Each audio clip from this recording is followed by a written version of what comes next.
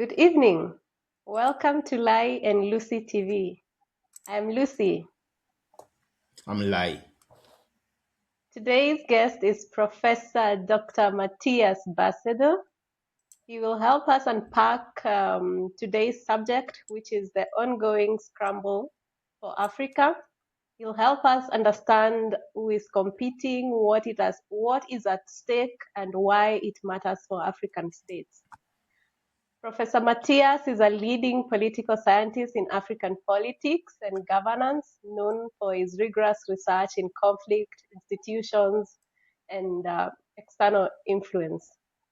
Our conversation today centers on the ongoing scramble for Africa, and Africa finds itself at the center of global attention, where external actors are expanding their political, economic, and security presence in the continent, while many observers are terming it as modern scramble for Africa. So welcome, Professor Matthias, to Lai and Lucy TV. We are honored to have you today. Could you kindly introduce yourself briefly to our viewers? Okay. Hello, everyone. So thank you very much. First of all, I'm very honored that you're having me. So I think you already made a fantastic introduction. So I'm not sure whether I should add anything. So actually, I think we already talked about it. I think I started around 30 years ago to study Africa more in detail. However, I would start with a disclaimer. Of course, I do not know everything. Probably I know relatively little, to be honest. But, I'm nevertheless looking forward to the conversation. Okay. When people hear the phrase modern or ongoing scramble for Africa, what does it actually mean, and how does it differ from the 19th century scramble? Yeah, excellent question. I think it's quite different. In the 19th century, it was about European powers, plus I think the Ottomans were also at the table, to kind of partition, Africa among them. So it was also actually meant to avoid conflict between them in a way. So they partitioned Africa among them. So, and now it's a little bit different because that's actually not the aim. What we see is that we have many actors that increase their influence, as you have already outlined. And that, of course, has a few consequences. Of course, we can't foresee the future, but I think there are some rather good consequences for Africa. We can expect there are some more problematic ones, and there is also a great, rather big risk for Africa coming from this. So I don't know whether I should outline that or whether we should. It will be very good that you outline that. Okay, the good thing is, competition is good for business, and in this case, it's good for African governments or Africans because there are more choices. And if their competition, the external actors, if they want to cooperate with African actors, they have to make the best offer. So African governments can choose, and they can get a better offer. So that's a good thing. And from the European view, or sometimes, especially Europeans think, oh, what are all these other actors doing? So I think just get used to it. Okay, that's it. But that's good. That's the good effect. There's something which is more problematic because it means mainly that it will be the governments that will benefit from these, better choices for them. And then, of course, it depends on the governments what they make of it. If you have governments that work for their countries, that work for Africa, then it's excellent. But if it's governments that may have other things in mind, like staying in power or, I don't know, getting rich, then it's not so good. So this is, let's say, a conditional effect depending on what actors do with it. So, but the risk can be that, especially for the population, there might be no benefits, or even that the situation like it is, continues. So the third one, and that's I'd say, the most worrisome effect that is possible, that rivalries between the external actors will play out in Africa. So as they will compete with, let's say, with foul play. We had it in the past during the Cold War that, for instance, Mozambique or Angola, the different sides in civil wars were supported by different external actors in the Cold War. Yeah. And that, of course, perpetuated these conflicts and made them more bloody. You have more examples for that. The second thing is we already have something like that going on at the moment. So, almost nobody in the world cares that much about Sudan.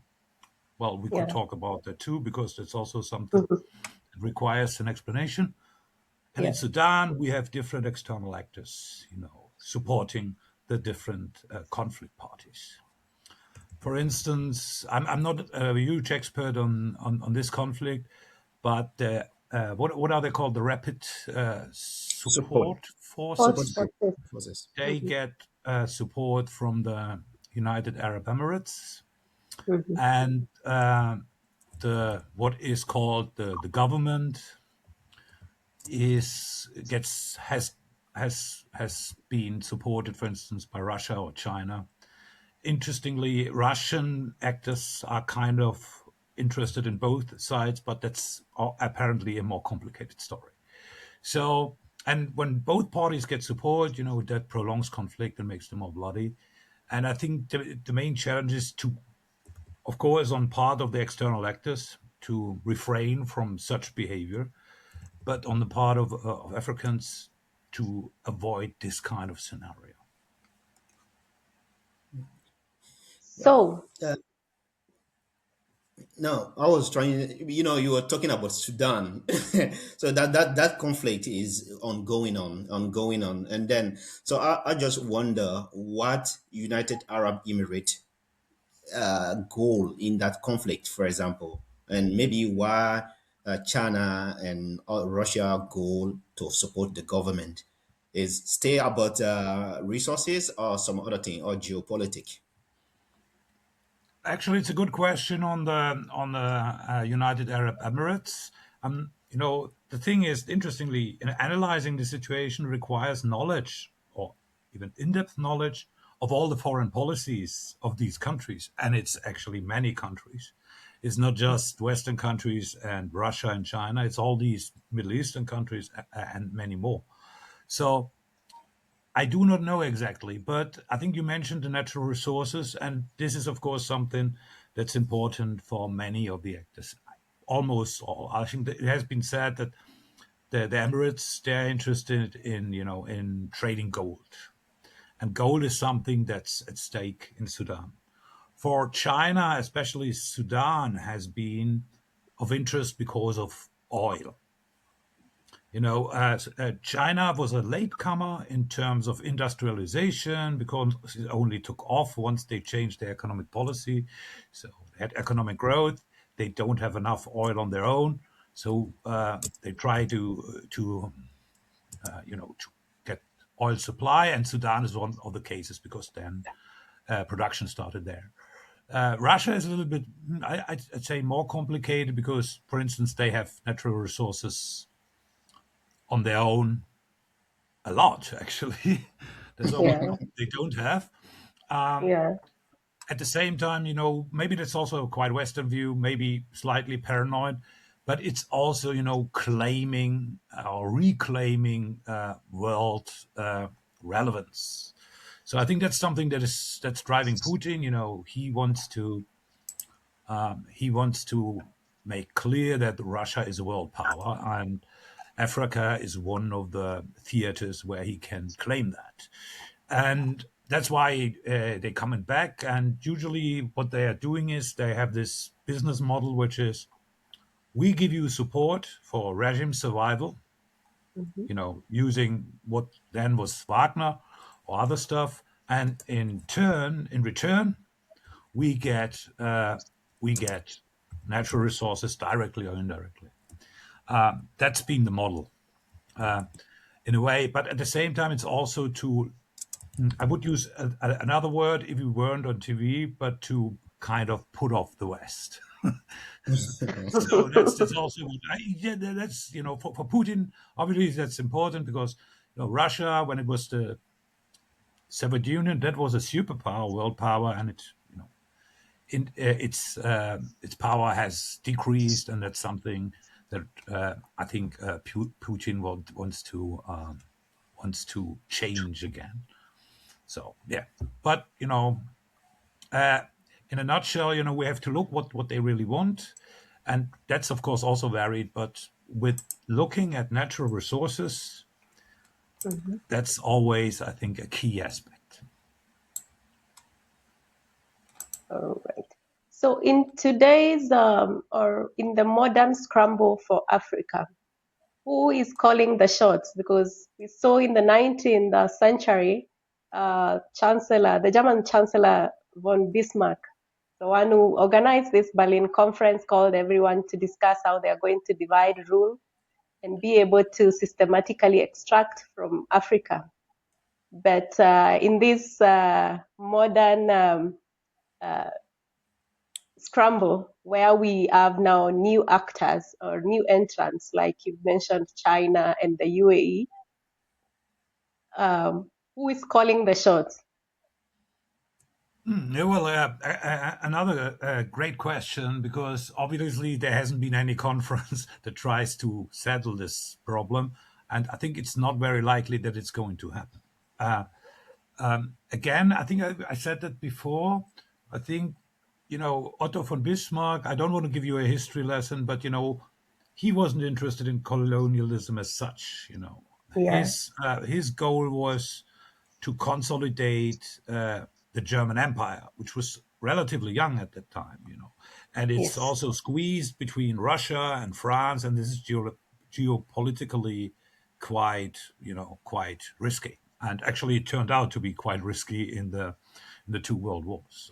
So his Mhm. idea was, I have to make sure that Germany is safe.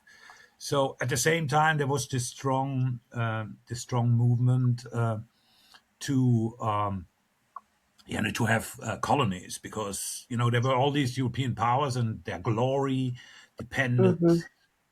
depended on having colonies, and empires, and all that thing. And this was also Yeah. strong in Germany, and he kind of gave in, but he was worried about that the rivalries about Africa, because this was the last Yeah. piece of the world that wasn't yet, dominated by the Europeans, would cause conflict among the Mhm. European powers. And then, Mhm. by the way, that was the reason why they gave the Congo as a compromise, that nobody Yeah. of the big powers would be disappointed. They gave it Mhm. to the Belgian king, who The I think Belgium. yeah. No, it was first. It was a private property of the Belgian king Leopold, and he probably Mhm. made the worst possible out of that. Okay, we know that. So, but I don't want to go too deep into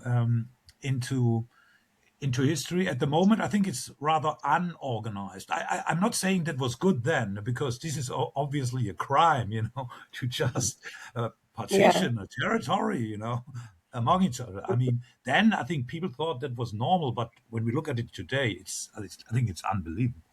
But okay, Mhm. at the moment there, we have a change in the world order, which Mhm. rather resembles a disorder, for that matter. Yeah. Yeah. And that means it's unorganized, and usually change in the international system creates conflict. And there's again a little bit connected to what I said earlier, that can of course cause trouble in Africa if uh, if we have some adverse circumstances. So yeah, I wouldn't say who's calling the shots, or are you asking more in the direction of who are the most powerful actors? Yeah. I would be interested to know who are the most powerful in terms of the geopolitics, because I I have had differing differing opinions, but from your side, I would and from your experience, I would like to understand who who is the most Uh, powerful. Actually, it's again a good question, but usually you say it's a good question when you don't know how to answer. This kind of Yeah. thing. No, but no. Then we of course have to distinguish between power potential and Mm-hmm. actual interest and maybe Mm-hmm. the strategy. So I think still the most powerful on this planet is the United States. Mm-hmm. Still, although Yeah. it's hard to tell Mm-hmm. what their actual interest in Africa is. Mm-hmm. Lately it seems there might be not that much interest. They cut all the Mm-hmm. aid. I think Yeah. I don't know whether you read this national security strategy, and they seem to be more interested in Latin America, the so-called Yes. Western Hemisphere, and Yes. also, but at the same time, I don't know whether you've, of course, we heard about that military strike in Nigeria, In Nigeria, yes. which apparently was kind of coordinated with the Nigerian government, at least Mm-hmm. that's what they say. Then they also said lately there was that the U.S. wants to re-engage with the three Sahelian governments in Burkina Faso, Mali, and Niger. Mali and Niger, yes. Mhm. And of Uh, course, we know the presence of AFRICOM, the U.S. African Command. Yeah. yeah, it's in Stuttgart. Uh-huh. And maybe we can use this as a pretext to turn back to the topic of football. What do you think? Yes. Uh-huh. So it's a Uh-huh. little No, bit strange, but football. this We is, can take football later on. yeah, later on. Let's do that later on. Yes. Okay. It's first the US. So, but their interest seems to be Mm-hmm. limited. Although Mm-hmm. actually, Mm-hmm. US foreign policy always was a weird mixture of, let's say, some liberal values, both economically Mm-hmm. and politically, and really hard interests. And usually that Mm-hmm. came across a little bit as hypocrisy because it was mixed. And often, Yes. the talk was on values and the actions were on interest. Okay, Mm-hmm. so but and Trump is a little bit different. He basically, I think he does what he's saying. He's actually how do you say? He's practicing what he preaches. Yes. Although maybe the It's an content open might book. be it's an open book. Although I'm not a Trumpologist, so I Yes. have not completely understood Mm-hmm. this guy. So, but okay, Yes. the US. I think in terms of economic power, number two Mm-hmm. is China. Mm-hmm. Uh, However, they have been quite hesitant, or they're not doing a lot, although their role has increased.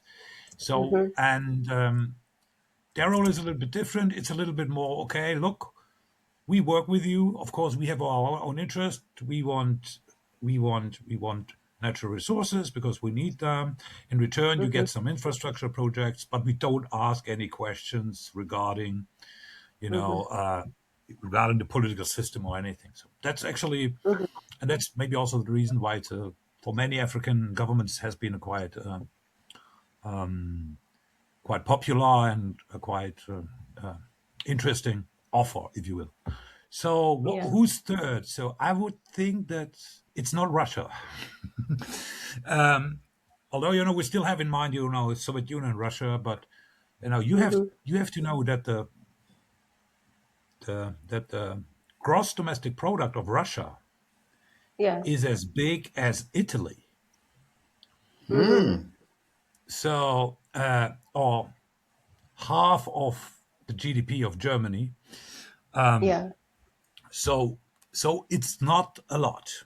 Of course, they have other advantages militarily. Of course, they have nuclear weapons. It makes a Mm-hmm. difference. And also, what's an advantage is they are ready to make their hands dirty in this. So Mm-hmm. I talked to a guy from the French Ministry, and Yeah. we talked about Mali, and he wasn't happy about what happened there, and he Yeah. said the Russians have one advantage: they don't care about casualties. Mm-hmm. And that does not only include the casualties of the enemy, but also civilians, and most importantly, their own. Yeah. They don't care. And, okay, they at the same time, they are not so strong at the moment because they are very busy in Ukraine. Yes. And some people have said they have low investment but high impact, and we also may Yeah. look at how much it worked out with their model in the Sahelian states. I think it hasn't worked that well. That they really supported them. So, but then we have Europeans or West Europeans. So, okay, this is also something I have. What I think is Europe is weak and in decline, like the West on Yeah. the whole. So, the main thing is, of course, Europe is divided. You have Yeah.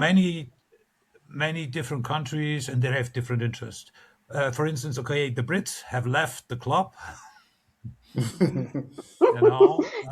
The Brexit. Yeah, yeah. Okay. No, actually, I'm not happy about it. But Yeah. uh, at the same time, okay, that's how democracy sometimes works. Huh? Okay, so Yes. we have to respect that. But if you, for instance, compare France and Germany, so Yeah. Germany, you might be surprised by that, but Germany does not have a lot of interest in Africa. So Germany, after the Second World War, has mainly become a trading country. It's about trade. It's about exports. Yes. And only 2% of German exports altogether go to Africa. 2%. So Yeah. Asia and Eastern Europe and the US are much, much more important. So that's Yeah. why German Africa policy is dominated by development cooperation or development aid. So, and that's why we also have this, but usually, I don't know, you can correct me, but when you talk to people in Africa, usually they say, look, we like you much better than the French because you bring money, but you don't ask for political influence. I don't know what they say behind my back. But, no, actually, it seemed like it is true because in some part of West Africa is like that. So, what has been going on for century, France dominance in West Africa. So some people they don't like it, and that Yeah, is no, absolutely. Absolutely. I yeah. think there's some truth to it, although, again, and Germans, I say that openly, we Germans, we are weird people. So we need some ethnographers coming to us, anthropologists, and studying us more in detail. Yeah. So what's going on with these people? Okay, no, I'm joking. And Yes. so in France, of course, for a long time, Mm-hmm.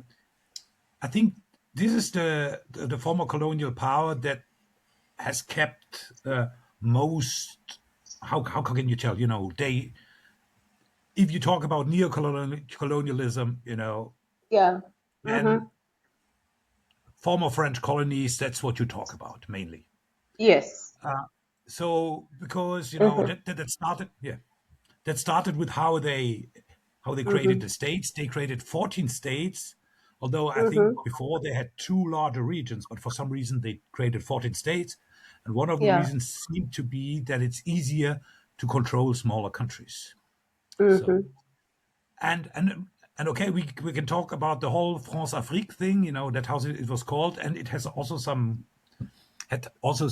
funny twists because Omar Bongo, the president of Gabon, Gabon. Of Gabon. yeah, Mm-hmm. because he gave money, I wouldn't say Mm-hmm. bribed, all the French politicians because he gave them money for, Mm-hmm. for the election campaigns. And in a Yeah. way, it was then Gabon that was calling the shots behind the Mm-hmm. scenes. So, but okay, but okay. We know in the last years, France actually practically has been thrown out of West Africa. Okay, maybe that's a Yeah. little bit exaggerated, and actually, that's a kind of a But Professor is like much more true in it because these West African countries state they are seeing what the other are doing. Mhm. If one do something, the other want to replicate the same thing. It's the same politic. When we start talking about colonial power, especially France. Yeah. So Professor, what about Turkey? We can say Turkey is part of it or not? Of it, you mean of the process? Oh yes, it's very Yes. good. You tell me. I'm of course no expert of Turkey foreign policy in general.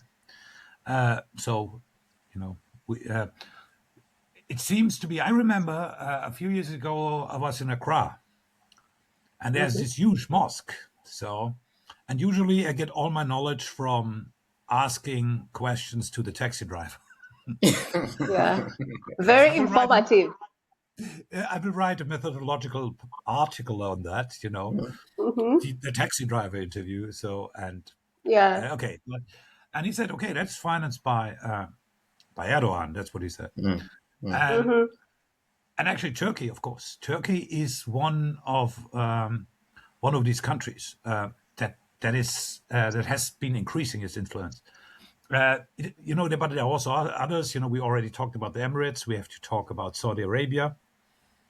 You Hmm. know, that Yeah. also, uh, we have to talk about. I don't know. In some places, Iran is an important actor. We may talk about others. So it's a whole lot of things. But Turkey, I think, is very important, and they also seem to have this idea, to regain lost glory.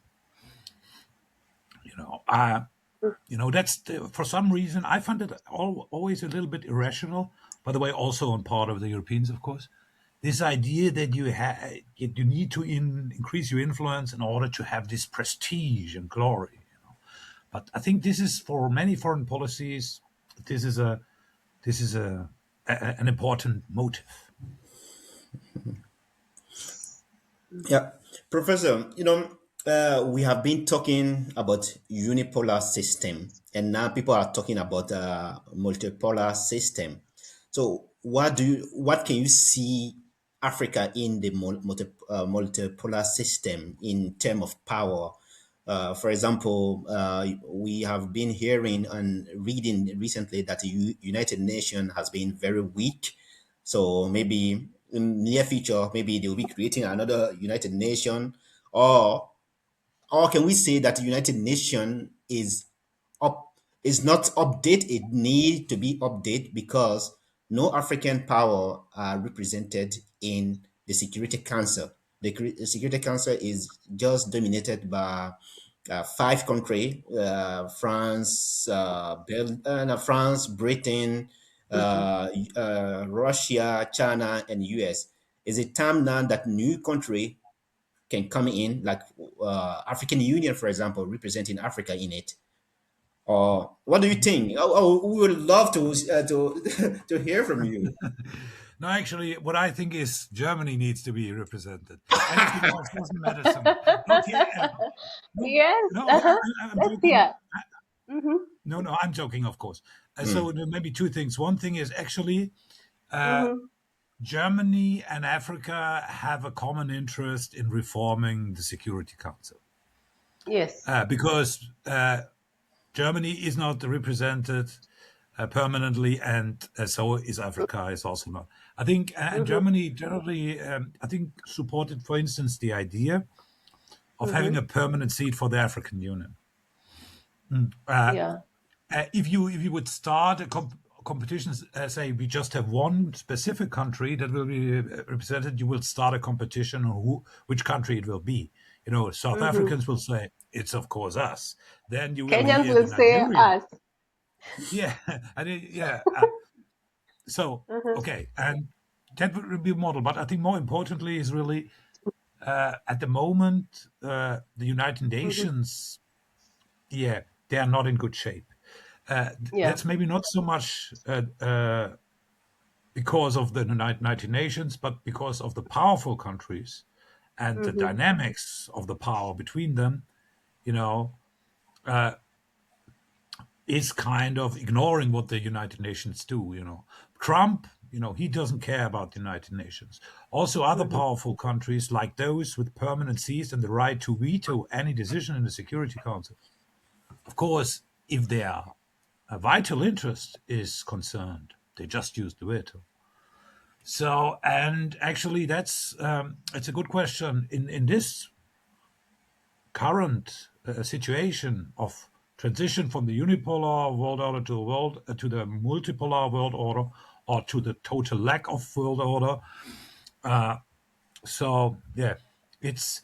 I think I would think it would be desirable, especially for the not so powerful countries, to have a world order that guarantees rules everybody abides to, including the most powerful ones. Unfortunately, the most powerful ones have little incentive to abide by the rules because they can afford not to abide by them. The less powerful ones cannot afford not to abide by the rules because they will be sanctioned. So Yeah. you leave me here a little bit without an idea. I would know what would be good, Mhm. but I'm not sure whether we will see that in the not so distant future.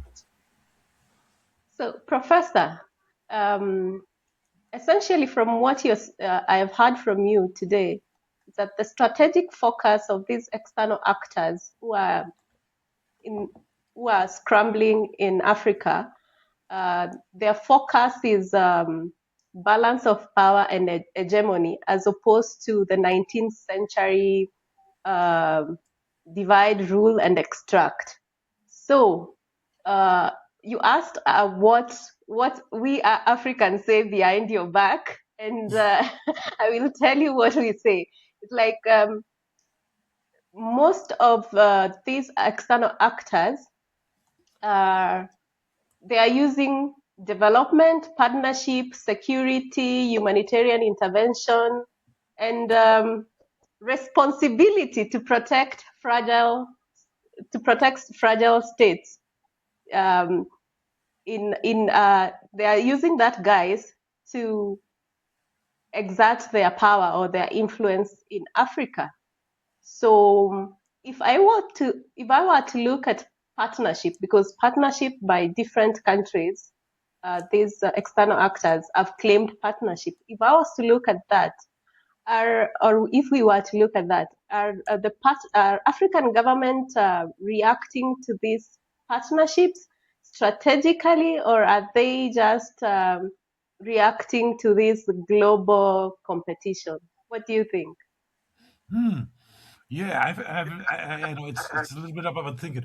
Actually, of course, I think at least to a certain extent, you are totally true about a certain level of hypocrisy on part of external actors. They have this big talk on development, partnership, and so on, and behind that is often just self-interest.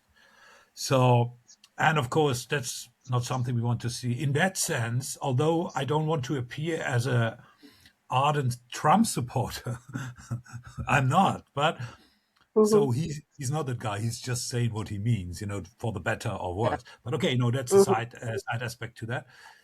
But Mhm. okay, that's and often, for instance, what I've discovered in development cooperation, or maybe you should call it aid. So Mhm. often, it's also still self-interest on part of those who are employed in the development cooperation, because it's a quite decent way of making a living. Yeah. That's, by the way, no crime. And what I Mhm. said I think I'd say, interests are no crime most of the time. Mhm. Uh, interest or crime. First, it's completely normal that you have self-interest. You know, Yes. all three of us also have self-interest. I have a Yes. self-interest in earning money in my job or being a great professor or whatever. I don't know. I have self-interest. So everyone has it. So it's normal and it's also healthy. It becomes unhealthy and problematic when you pursue your interest on the cost, or how do you say, of Cost of others. order. Yeah, Yes. that's the problematic part. And Mhm. I'd say it's good, and it's good. It would be good on the part of external actors that they say, look, we have this interest. For instance, we need these critical raw materials because they are key for our technological products or whatever. Yeah. So we are ready to pay a decent price for that. In return, you get this or that. And then, for instance, the African government said, look, that's a nice offer. However, this other guy knocked at my door yesterday and he offered more. So maybe you can think about or something. So that's God, that's business. That's okay. It starts to become problematic once you try to grab the critical raw materials without paying or by using any other kind of foul play. Yeah, but I think that wasn't exactly your question. It was more on what you mean. What Africans should do first. I mean, they should also say, okay, this is our interest, and that's what we're Yeah. doing, and that's also fine.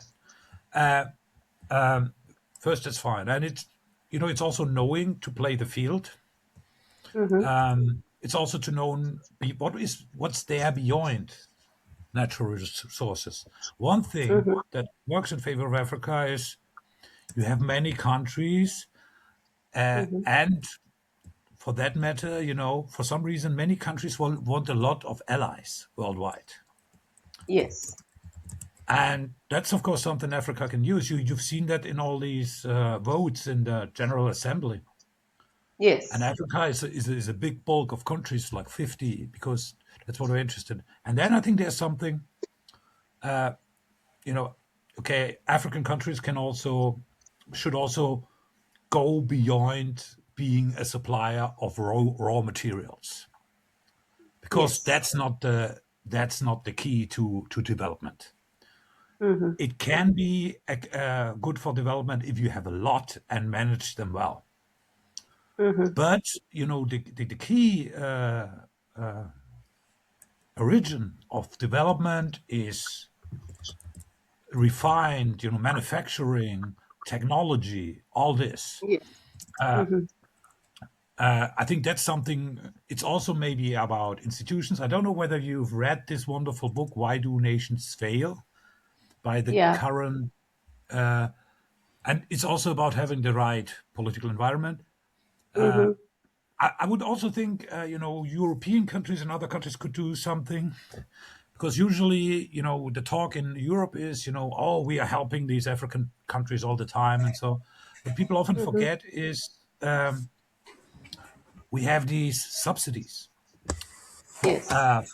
for agrarian products. And that, of course, is not good for agrarian exports from Africa. I'm not an expert on this economic stuff. Some say there are so many exceptions, but actually we Yeah. have a very strong lobby of farmers in Europe, and they of course will do everything. They will fight tooth and nail to keep the subsidies. But I think that's not good. But okay, I'm a little bit ranting now. I think this, Africa will greatly benefit when it's doing more than just supplying raw materials. Yeah. Definitely. I agree with you. And I am wondering whether our leaders, our African leaders, have the agency or are able to set the terms, because I believe they are aware that they can pull strings, but so far I don't know what happens behind those agreements and accords which these external actors, these powerful external actors, I would say, so to speak, impose on African nations. So Yeah. I'm left wondering whether they are able to set the terms, or is there anything else which is impeding them from setting the terms? Yeah, well, it always depends on, it's a little bit maybe so, but I'm thinking loud. It's a little bit of negotiation situation, and who has the Yes. better position. I think to a certain extent, at the moment, Africans have a favorable position because of the competition between the external actors. Yes. Although you never know, it could be also that what happened in the past. There's a reason why many African countries did not benefit as much as possible from their natural resource wealth. Mm-hmm. This is because they accepted unfavorable deals.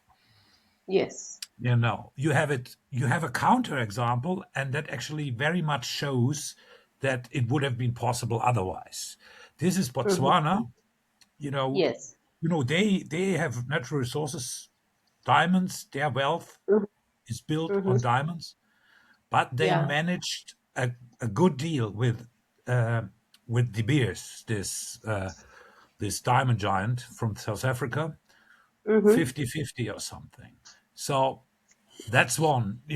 We can of course only speculate whether there were some under the table Mm-hmm. payments for other governments that made them accept that, or there was other things.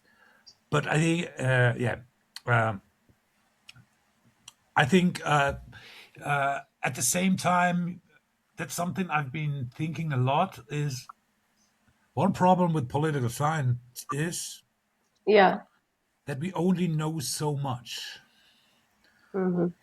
and there are many things going on behind the scenes we don't know anything about. Mm-hmm.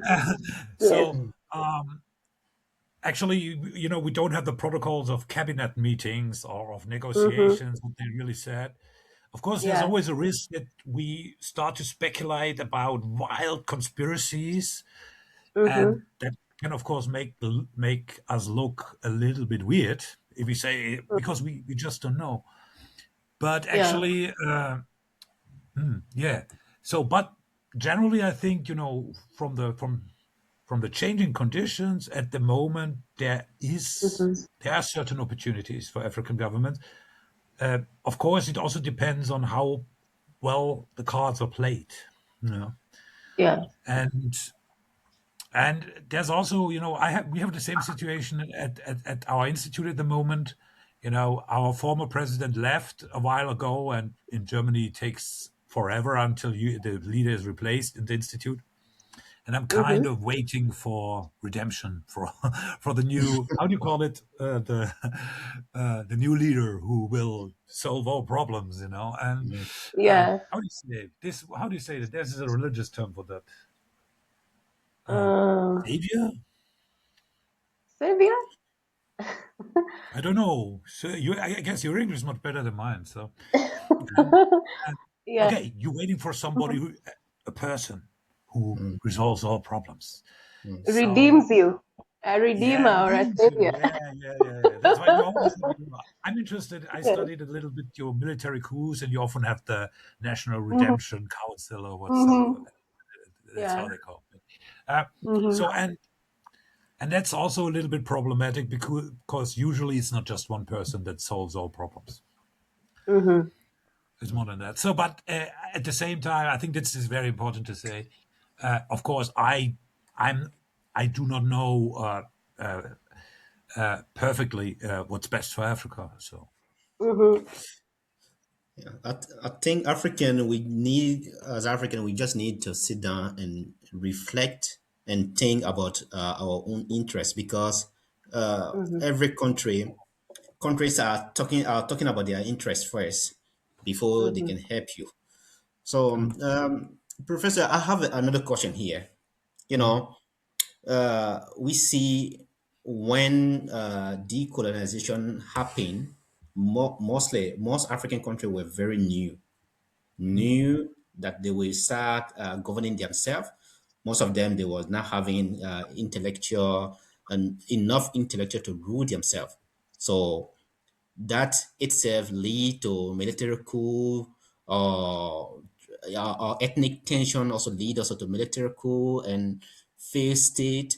So I just wondering, yeah, is liberal value, liberal democratic value is something that Africa need to redefine and then shape it in a way that can be very good to them, or they have to follow uh, the European way of democratization, for example. oh yeah, well, that's another good question. So actually, there's a big debate on that. So some people say, okay, this liberal democracy model, that's not useful in the African context. Others say, look, it can be adapted and has been adapted everywhere. So then to say they have this idea of the authoritarian developmental state, like Singapore, some of the Asian countries. Maybe, but only maybe, Rwanda could be an example for that. However, most African authoritarian countries were anything than like that. We have to keep that in mind. One thing I say first, of course, having democracy doesn't mean you have development, because at the end of the day, you also need a good government, and elections do not guarantee a good government. Yes. What's good about democracy, if you have a failing government, you can get rid of it without a revolution. Mm-hmm. And actually, that comes in handy, because Yeah. otherwise you might not get rid of them, or you have to shed a lot of blood. So that's good. Yeah. But okay. So the other thing is democracy.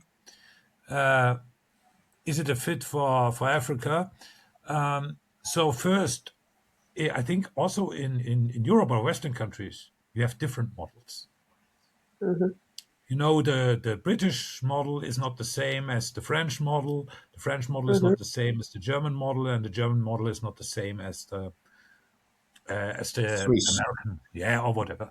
So, and usually, what you can and actually maybe should do is, adapt the institutions to the needs of your country. What fits Yeah. with the challenges, but also with the traditions. And that has happened in all these countries I've mentioned, including Switzerland, of course.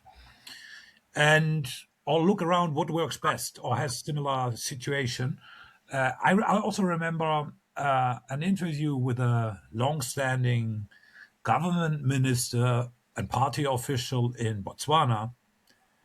So this is also long ago. And he said, what we basically did was, we used our traditional institutions in Botswana, and they have this thing called Khotla. I think this is a traditional meeting of elders where they sit down and Mm-hmm. talk and discuss and settle issues.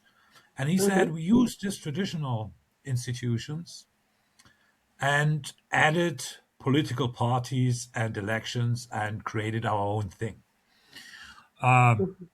So, and actually, I think one should not do copy and paste. Say, we were a former British colony. So, what we are doing, we directly import the Westminster model. I know, of course not. Mm-hmm. So, and actually, uh, with regard to Kenya, I think there has been a lot going on with regard, creating some institutions that might fit better.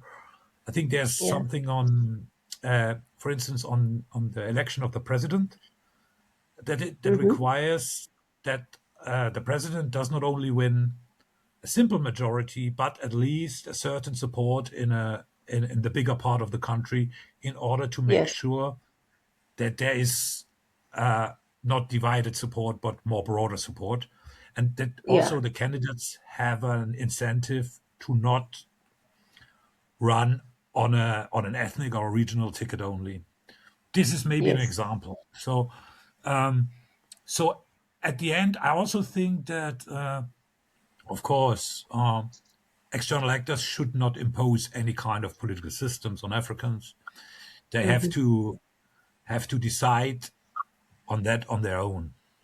You know, Mm-hmm. I have also I did a little bit research on political institutions, and that's why I know a little bit the Kenyan case, but also Nigeria, for instance. Actually, they have Mm-hmm. done a lot in order to create institutions that better fit their needs. At the beginning, they had three regions. They had this federalism of three regions, but that was actually problematic because Yeah. it made the rivalry between the regions very salient. Mm-hmm. And they had this terrible civil war then, 1967 to 1970. And that's why, Biafra War. yeah, exactly. And after that, first, what they were great at, there was a lot of forgiveness. They didn't try to to come after the losers, of the war. That's I think that was very key. But at the same time, they also created more federal states in order to avoid conflict. So and they have Yeah. done many more things. To what Mhm. extent that was successful is a different question. But I think each country should adapt. We also must be aware of the fact that some people criticize democracy as an import, but not because it's an import, but because they want to rule themselves without being challenged at the ballot box. So I would also be a little bit, at least with some guys, I would be a little bit skeptical. Uh-huh. But at the same time, look, how Mhm. long did it take in Germany or other European countries to do over like that? So I believe the best thing is, not to impose anything. And maybe, of course, you can discuss, you can look at successful or unsuccessful cases, but it's something to figure out themselves. But generally, I still believe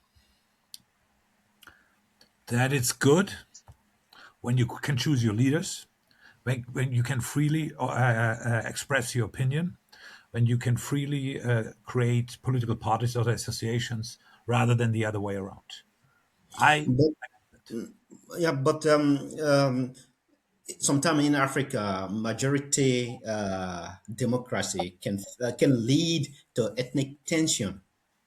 You yeah. know, in so I think sometimes it it fractured the society much more than what it is happening, for example, in a European country. For example, in Germany, like that. So I think the German are mostly uh, yeah, they are the only ethnics in Germany. For example, in Norway we have at least two or few. in Mhm. in most European countries, it's just like one or two. But in some African country like that, in Nigeria like that, so often you see the North always dominate when it become election, because most of these people are electing toward ethnic line. So I think that is one of our problems. So do you have any advice about it? Yeah, yeah. It's of course right. I think it would be dangerous to say you just have democracy and then everything's great, because that's rather when the work starts rather Mhm. than is over. And there are also, of course, risks. And there is, of course, a risk that once you have election and all the politicians run on an ethnic ticket, or all the voters vote ethnically, then you have maybe elections becoming a problem.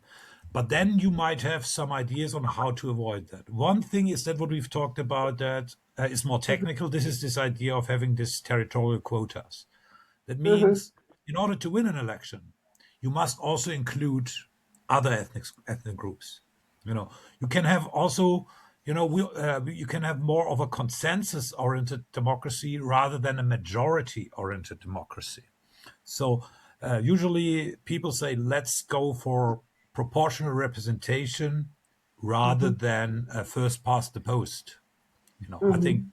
that's still uh, in place in Liberia and Kenya, right? Mhm. Oh no, I'm not sure about Liberia. I used to be an No, electoral systems expert. no, Liberia is just like a majority, Yes, if you majority. win. So, But the problem is if you have this winner takes all. I call it the ABBA effect. Mhm.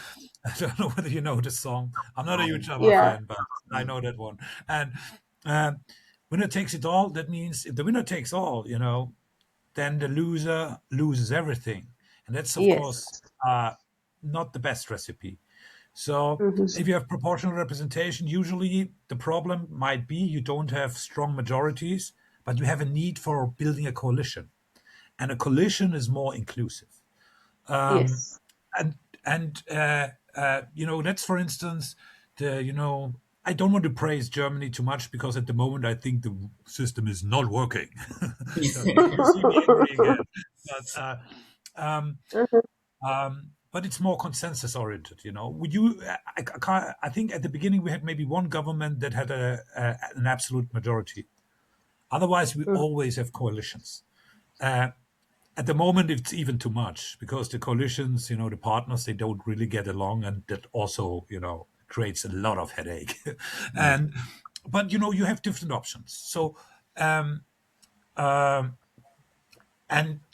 yeah, but at the end of the day, it depends on. It depends, of course, also on the countries. We could also, of course, talk on Rwanda because actually a lot of things work in Rwanda.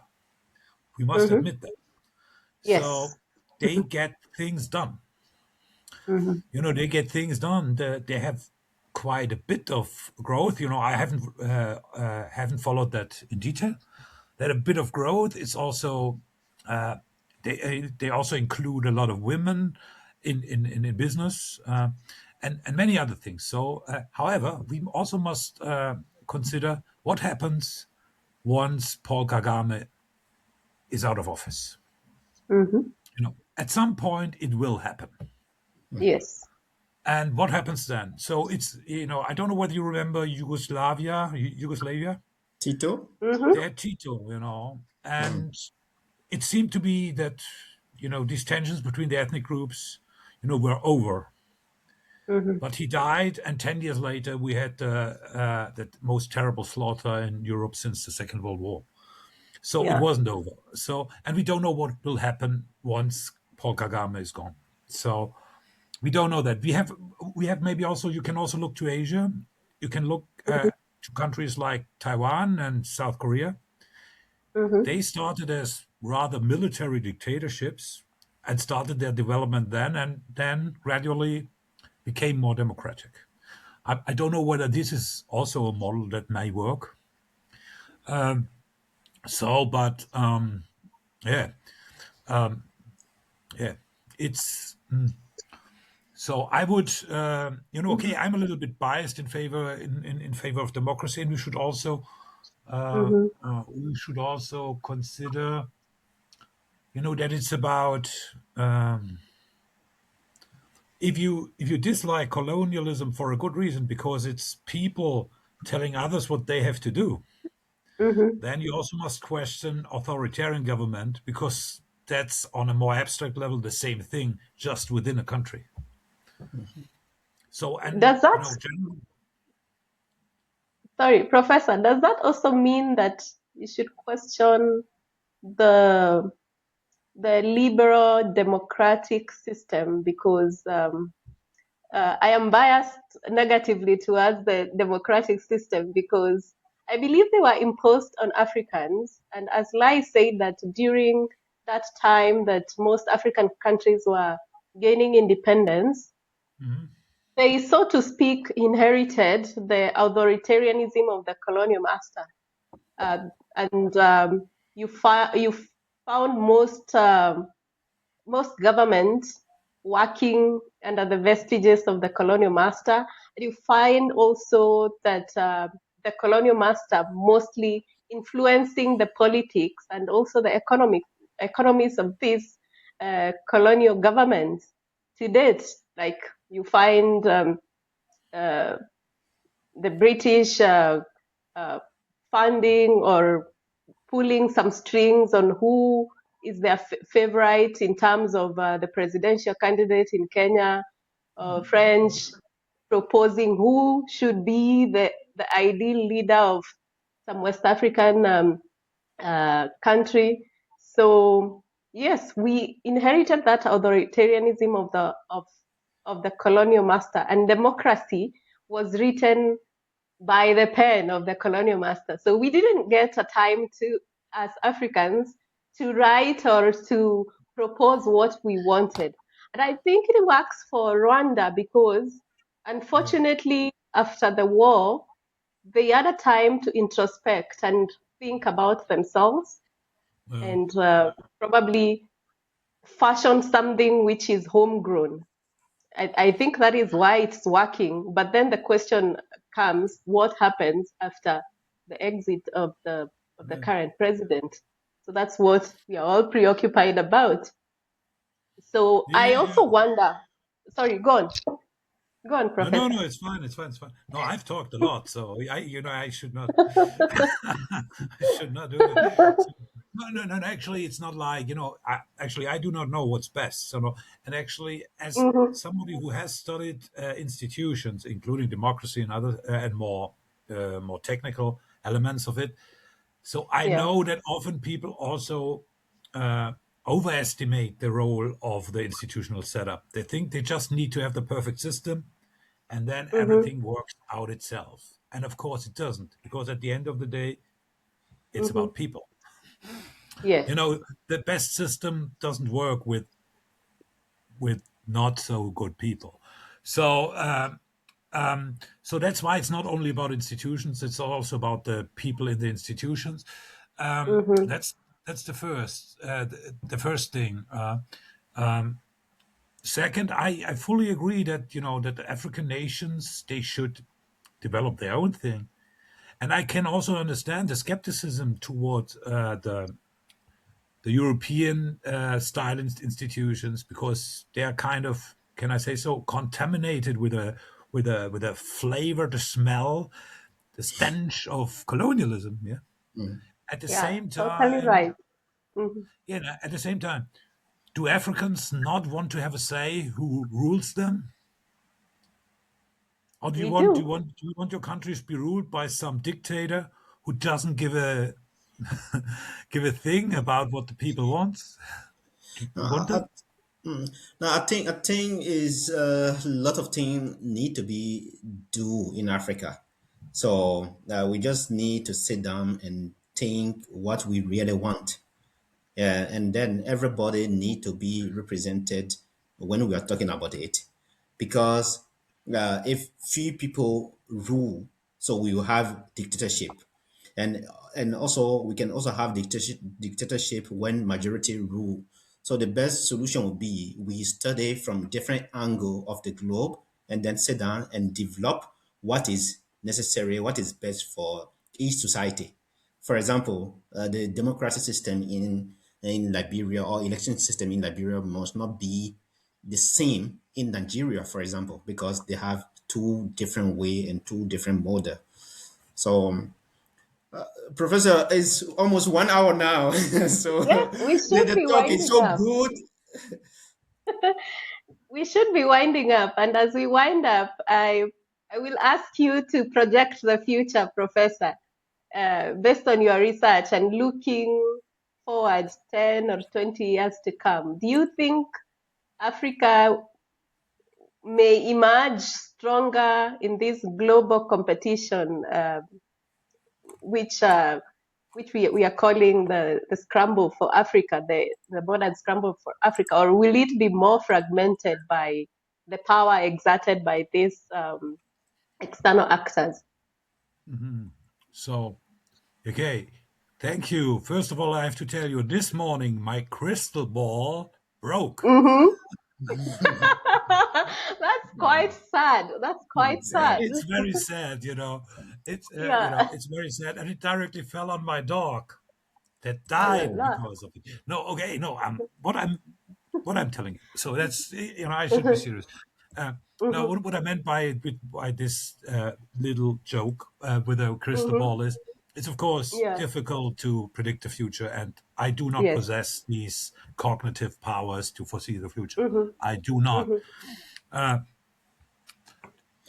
We've talked about some favorable conditions. We talked about some risks, and I'm Yes. an optimist also because if you have a Mm-hmm. closer look, many things in Africa also have improved, despite Yes. the constant negative talk on Africa.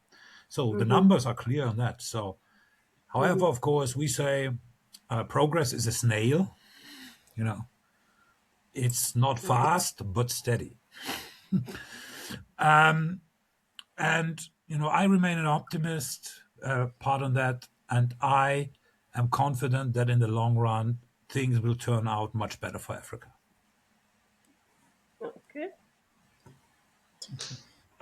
Final. What question, Lai? No, I don't have a question. I just hoping and asking Professor if near future we ask him again. Yeah. No. I actually, I don't know whether you noticed it, but I enjoyed it. I hope I Yeah. didn't say too much stupid stuff. A little No, bit, no. yes, Mm. but no, I enjoyed it, and I would be delighted to talk again.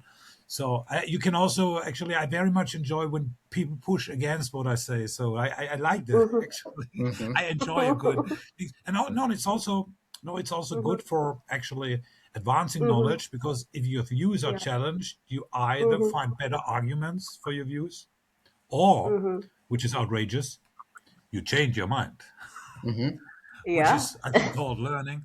So yes, Mhm, and of course you also have to reflect on your own biases, and of course I have them. mm. So, and Thanks. it's true. So no, this was great. So Mm. uh, yeah, I liked it. So, and sorry Okay. for being too emotional about football. So No, that's the we only. like it. We like it. We are all fans No, of no. football in our different Hopefully, spaces. Stuttgart will win Bundesliga soon. Uh, we have to say, Okay. I wish your words in God's ear. Amen. Yeah.